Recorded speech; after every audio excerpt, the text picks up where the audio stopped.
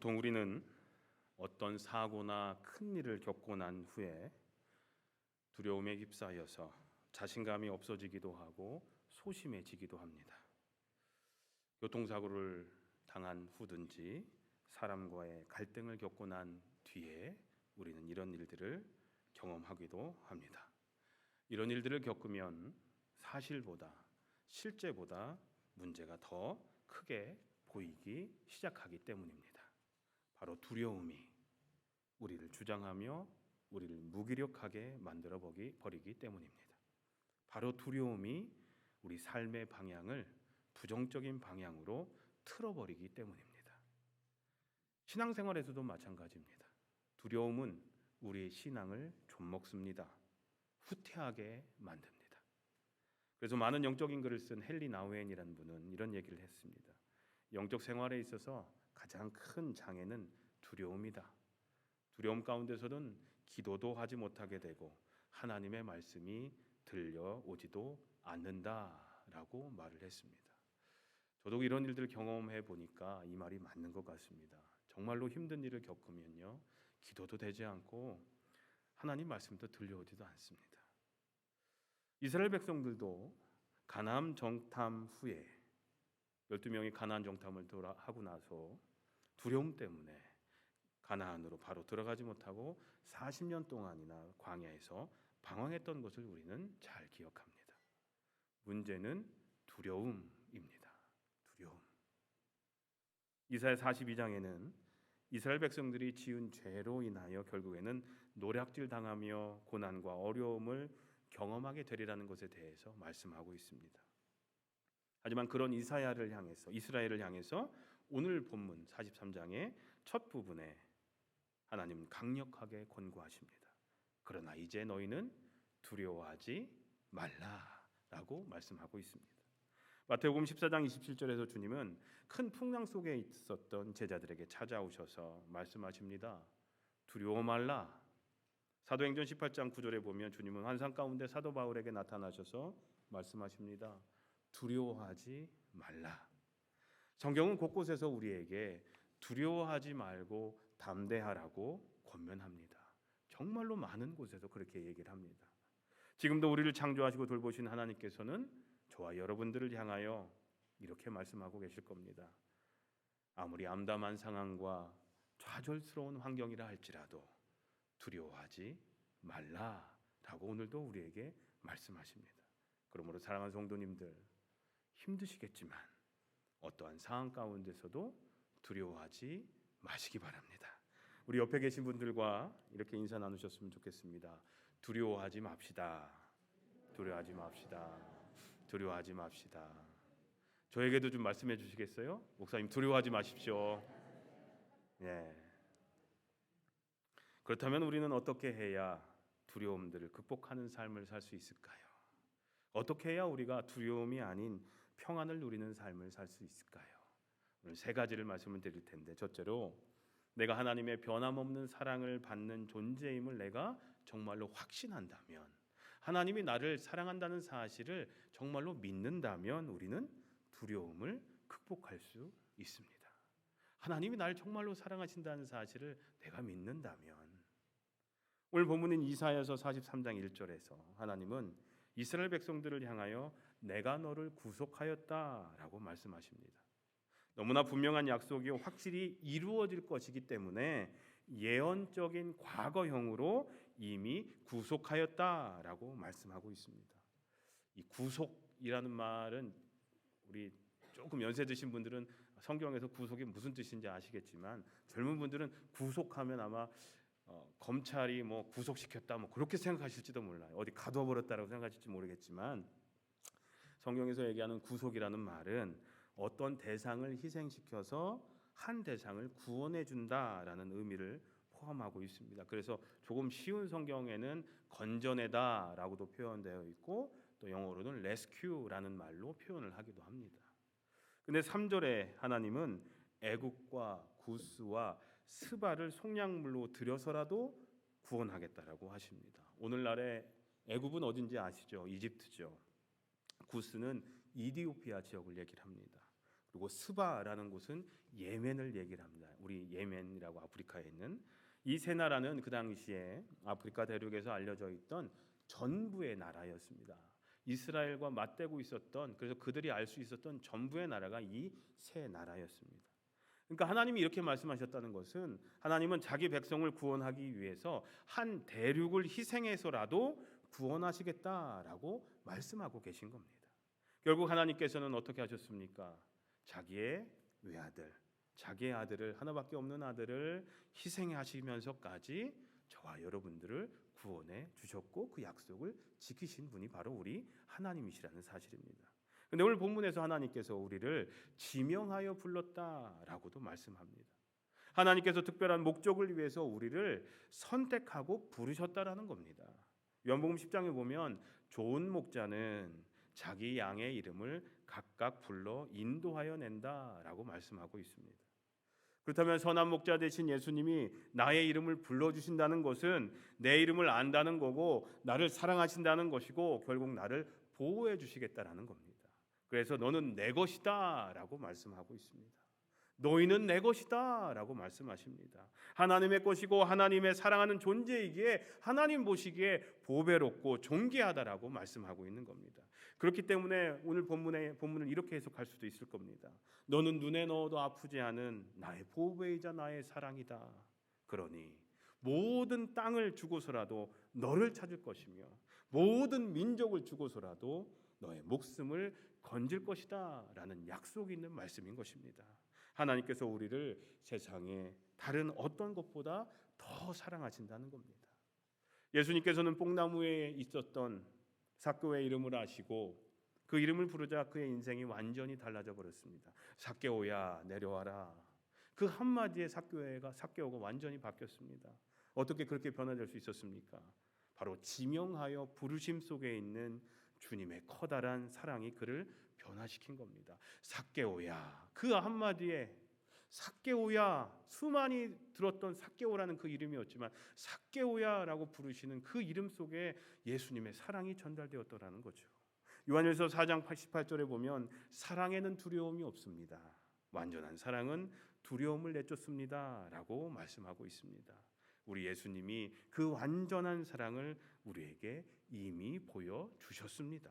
사랑하는 성도님들, 우리를 향한 하나님의 특별한 사랑에 대한 확신을 가지실 수 있으시기를 바랍니다. 내 인생은 하나님의 사랑 안에 속해 있다. 내 인생은 하나님의 사랑 안에 속해 있다라는 믿음이 여기 모이신 모든 성도님들에게 있으시기를 주님의 이름으로 간절히 소원하며 기도합니다. 이 확신만 있다면 우리는 두려움을 이길 수가 있습니다. 내 인생은 비록 얽히고 설킨 것 같지만 내 인생은 하나님의 사랑 안에 속해 있다. 다시 한번 옆에 분들하고 한번 인사 나누실게요. 당신은 하나님께 사랑받고 있습니다. 당신은 하나님께 사랑받고 있습니다. 예, 여러분들은 하나님께 사랑받고 있습니다. 온라인으로 참여하신 여러분들 역시 하나님은 여러분들을 사랑하고 계십니다. 두려움을 극복하는 삶, 그래서 평안을 누리는 삶을 위해서 첫째로 내가 하나님의 변함없는 사랑을 받는 존재임을 확신한다면 두려움을 극복할 수 있다고 말씀드렸습니다. 둘째로는요, 어떤 역경 가운데서도 하나님께서 나와 동행하심을 확신한다면 두려움을 극복할 수가 있습니다. 나와 함께 하심을 믿는다면, 첫째로는 하나님이 나를 사랑하심을 믿는다면 두려움이 없어집니다. 둘째는요, 하나님이 나와 지금도 임마누엘의 주님, 나와 함께 하시는 주님이 나와 나의 인생길에 동행하신다는 사실을 믿기만 하면 우리는 두려움을 극복할 수가 있습니다. 오늘 본문 2절에 보니까 하나님은 우리가 물과 불 가운데로 지날 때 내가 함께 할 것이다 라고 약속하셨습니다.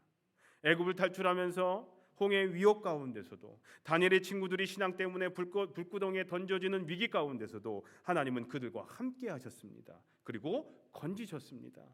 그 하나님께서 물과 불, 즉 인생의 중요한 위기의 순간과 위험스러운 모든 종류의 환경 속에서도 함께 하시겠다라는 약속이 있는 말씀입니다. 내가 함께 할 것이다 하시는 하나님께서 물로 인해 침몰치 못하게, 불로 인해 사르지 못하게 보호해 주겠다라는 말씀입니다. 하나님이 동행하심과 도우심으로 모든 환난이 우리를 따라잡지 못하게 하신다라는 약속의 말씀인 것입니다.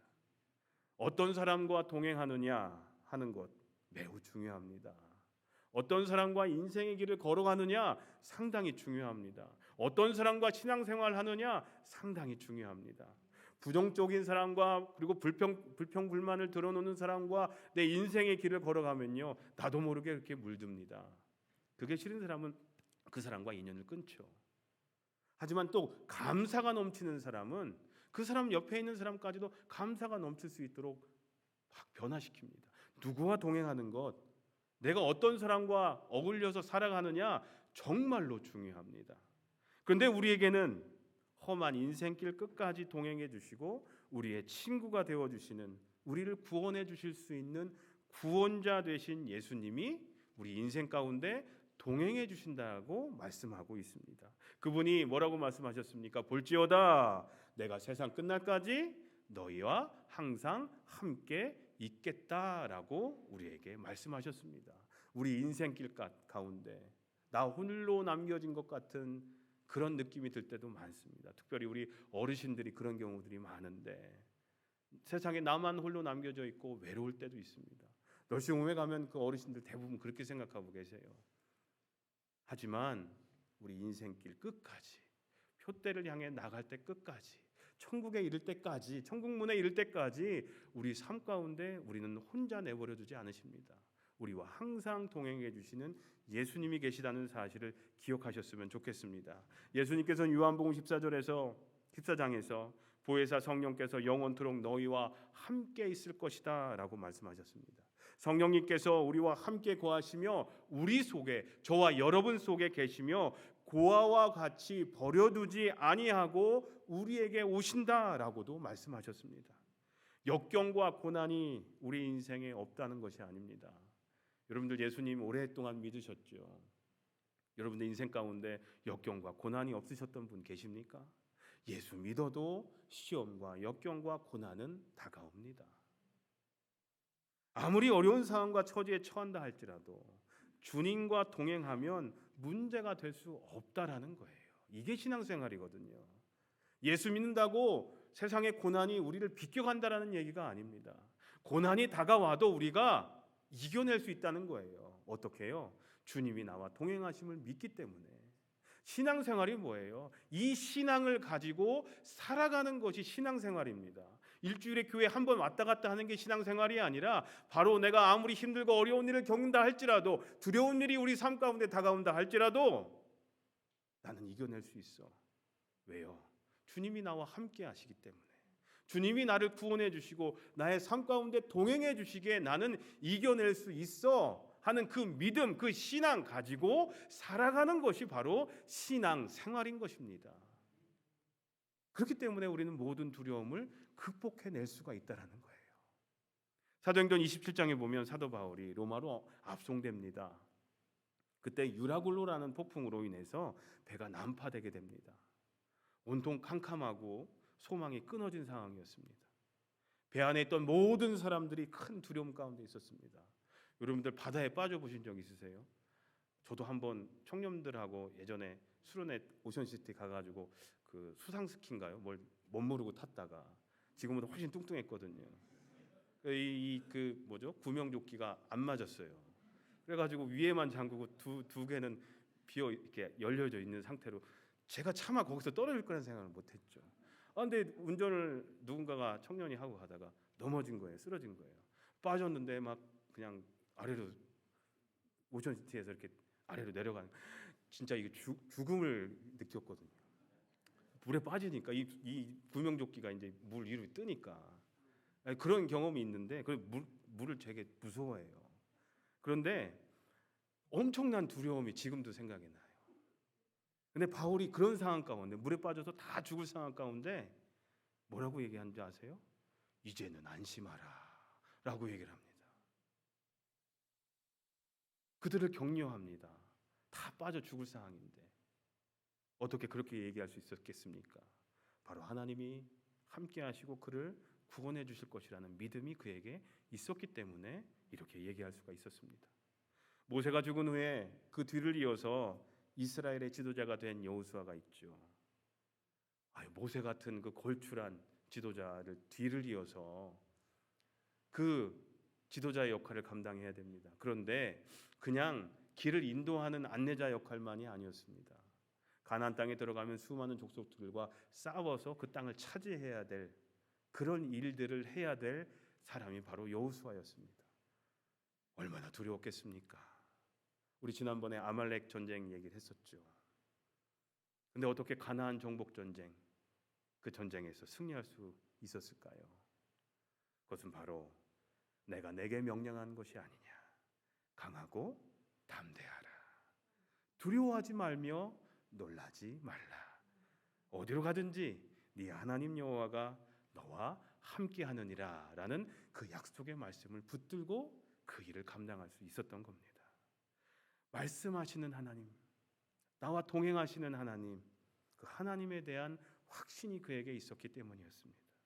히브리서 13장 5절에 이런 말씀이 있습니다. 내가 절대로 너희를 버리지 아니하고 절대 너희를 떠나지 아니하리라 라고 약속하십니다. 그러므로 사랑하는 성도님들, 오늘도 우리를 충분히 도우실 수 있으신 그 하나님께서 여러분과 동행하고 계심을 확신하시길 바랍니다. 그래서 두려움을 극복하고 주님 안에서 담대한 삶을 사시기를 주님의 이름으로 기도합니다. 두려움을 극복하는 길 두 가지를 말씀드렸습니다. 첫째는 내가 하나님의 사랑받는 존재임을 확신한다면, 둘째로 우리 삶에 하나님께서 내 삶 가운데 동행하심을 확신한다면 우리는 두려움을 극복할 수 있습니다. 마지막으로 부활하신 예수님을 만나는 삶을 산다면 우리는 두려움을 극복할 수가 있습니다. 부활하신 주님을 만나는 삶. 요한복음 20장 19절에 보면 두려움에 떨고 있었던 제자들이 나옵니다. 예수님이 십자가에 달려 돌아가신 후에 그들은 문을 모두 다 걸어 잠그고 유대인들의 박해를 걱정하면서 두려움에 떨고 있었습니다. 작은 소리 하나에도 귀를 기울이고 있었습니다. 이미 예수님의 부활의 소식을 들은 제자들도 있었고 일부는 빈 무덤을 확인했음에도 불구하고 이들은 상당한 두려움 가운데 있었습니다. 자신들이 직접 부활하신 예수님을 만나 뵙지 못했기 때문이었습니다. 예수님을 만나지 못하니 두려움이 여전히 있었고요. 의심이 여전히 있었던 겁니다. 예수님이 한참 인기 있고 병자를 고치고 죽은 자를 살리고 수많은 이적을 행하면서 많은 사람들에게 환호를 받을 땐 예수님의 제자가 된 것에 대해서 자부심도 있었고 세상에 겁나는 것이 하나도 없었습니다. 그러나 예수님이 비참하게 십자가에서 돌아가시는 것을 본 그들은 혹시 유대인들이 우리 있는 곳을 로마 군인들에게 밀고를 해서 군인들을 몰고 와서 우리를 잡아가면 어떡하지? 예수님 없이 우리는 앞으로 어떻게 살아가지? 뭘 하면서 살아가야지? 하면서 그들은 말로 표현할 수 없는 큰 근심과 염려, 두려움 가운데 있었습니다. 숨죽여 숨어 있었습니다. 이때 부활하신 예수님이 그들을 찾아오셔서 말씀하십니다. 첫 번째 말씀이 무엇인지 기억하세요? 너희에게 평강이 있을지어다. 두려움에 떨고 있는 그들에게 말씀하십니다. 너희에게 평강이 있을지어다. 그리고 이어서 또 말씀하십니다. 너희에게 평강이 있을지어다. 아버지께서 나를 보내신 것 같이 나도 너희를 보내노라. 그리고 이어서 그들을 향하여 숨을 내쉬면서 말씀하셨습니다. 성령을 받으라. 너희가 누구의 죄든지 사하면 사여질 것이요 누구의 죄든지 그대로 두면 그대로 있을 것이다 라고 말씀하십니다. 바로 제자들을 영적으로 무장시키신 것입니다. 부활하신 예수님을 만난 제자들, 그 이후에 어떻게 됐을까요? 제자들의 마음을 무겁게 짓누르며 괴롭히던 공포가 완전히 사라져 버렸습니다. 그리고 담대해졌습니다. 평안함이 그들에게 찾아왔습니다. 사랑하는 성도님들, 인생을 산다는 것, 이 세상을 살아간다는 것 그 자체가 두려움입니다. 세상이 참 무섭습니다. 누구든지 그 마음속에 두려움을 다 가지고 살아갑니다. 아닌 것 같은 분들도 그 삶을 조금만 들추어내면 마음속에 여러 가지 두려움들을 가지고 살아갑니다. 하지만 우리가 살아계신 예수님을 만나는 삶을 산다면, 매일매일 부활하신 예수님을 만나는 삶을 산다면 모든 불안과 두려움, 공포를 이기고 담대하고 우리는 평안을 누릴 수 있다는 사실을 믿으시길 바랍니다. 요한복음 16장 33절에 이것을 너에게 이르는 것은 너희로 내 안에서 평안을 누리게 하려 함이라. 세상에서는 너희가 환난을 당하나 담대하라. 내가 세상을 이기었노라 라고 주님이 말씀하셨습니다. 세상에서 우리는 고통당할 수도 있고 실패할 수도 있고 핍박당할 수도 있고 슬픔 당할 수도 있습니다. 예수 믿어도 다 이걸 경험할 수 있습니다. 예수님은 이 모든 상황을 다 아십니다. 그러나 예수님이 우리에게 뭐라고 말씀하십니까? 담대하라. 내가 세상을 이겼노라 라고 분명히 말씀하셨습니다. 우리 모두가 여러 가지 어려운 상황 속에서도 담대할 수 있는 이유는 바로 예수님이 부활을 통해 이미 세상을 이기셨다라는 사실 때문입니다. 죽음도 이기시고 죄의 권세도 이기시고 인간의 슬픔과 좌절과 절망을 발로 딛고 부활하신 예수님께서 저와 여러분들과 함께 하심으로 우리는 평안을 누리게 된 것입니다. 너희에게 평안이 있을지어다. 너희에게 평안이 있을지어다. 이 음성을 우리들의 삶 속에서도 날마다의 삶의 현장 속에서 들으실 수 있으시기를 주님의 이름으로 간절히 기도합니다. 두려움과 염려와 근심을 주는 일들이 우리 삶 곳곳에 널려 있습니다. 저라고 두렵지 않겠습니까? 저도 두려운 것이 있습니다. 그래서 오늘 이 설교를 두려움을 극복하기 위해서 이 두려움이란 설교를 준비를 했어요. 기도하면서. 하지만 우리는 두려움을 이기고 담대하게 살아갈 수 있습니다. 어떻게 해요? 오늘도 여전히 하나님은 저와 여러분들을 사랑하시기 때문입니다. 오늘도 여전히 하나님은 우리와 동행하시기 때문입니다. 오늘도 여전히 부활하신 주님은 우리에게 평안을 선물로 주시기 때문입니다. 우리 주님 안에서 자녀된 특권을 누리면서 주님 주시는, 주님만이 주실 수 있는 그 사랑과 평안 가운데 여러분들 두려움을 이겨내시고, 저도 이겨낼 테니까 여러분들도 이겨내시고 담대한 삶을 사시기를, 그런 성도님들의 삶이 되시기를 우리 주님의 이름으로 간절히 소원하며 기도합니다. 기도하겠습니다. 하나님께서 저희의 목자가 되시고 인도자가 되시니 저에게 부족함이 없음을 이 시간 고백합니다. 또한 저희 삶 속에서 매일매일에 필요한 일용할 양식을 공급해 주시며 저희를 푸른 초정과 쉴만한 물가로 인도해 주심 또한 감사드립니다. 하나님, 저희 삶 가운데 항상 좋고 기쁜 일만 있는 것이 아님을 잘 알고 있습니다. 때로는 괴롭고, 때로는 앞이 막막하고, 때로는 모든 것을 포기하고 싶을 때가 많음을 고백합니다. 하지만 저희가 사망의 음침한 골짜기로 다닌다 할지라도 그 어떠한 해도 두려워하지 않는 것은 사랑의 우리 주님께서 저희와 함께 하심을 믿고, 또한 주의 지팡이와 막대기가 저의 삶을 평안함으로 지켜주심을 신뢰하기 때문임을 이 시간 믿음으로 고백합니다. 저희가 비록 지치고 상한 마음으로 이곳에 모였사오나 이 예배를 마치고 다시 세상으로 나아갈 때 저의 영혼을 소생케 해주셔서 세상이 결코 주지 못하는, 세상이 알 수조차 없는 그리스도의 참된 평안을 맛보게 해 주시옵소서. 또한 저의 평생의 삶 가운데 주님의 선하심과 인자하심이 저의 삶을 주관케 하셔서 나중 저희가 주님 곁에 나아가 주의 집에 거하며 영원한 안식을 누리게 해 주시옵소서. 주님께서 저희의 목자 되시고 인도자 되시니 저희에게 부족함이 없음을 이 시간 다시 한번 믿음으로 고백합니다. 사랑 많으신 예수님의 이름으로 기도합니다. 아멘.